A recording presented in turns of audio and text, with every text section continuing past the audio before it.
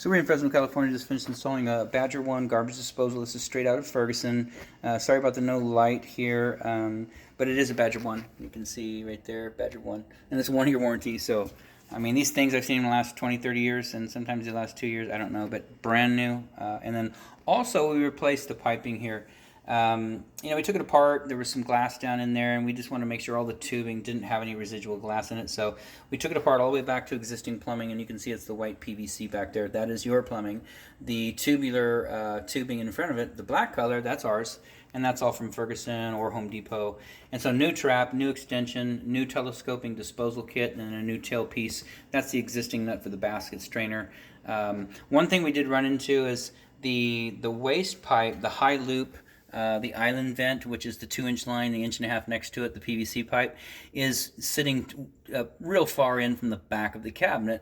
And when they plumbed it, everything is so close. They glued this adapter on right here, and it pushes everything out so far that you miss the actual drain assembly up here.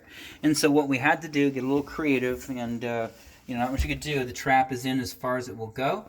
And then what you've got right here is we just took this drain assembly, we took this T and we kind of pulled it out a little bit, kind of spun the disposal out, and got the trap on. So if you were to get into the cabinet and look at it from this side looking that way, you would see that it's kind of leaning out like that.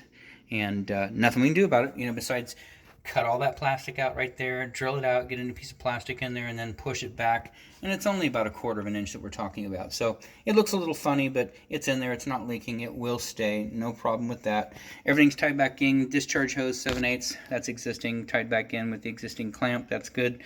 And so everything looks good down here.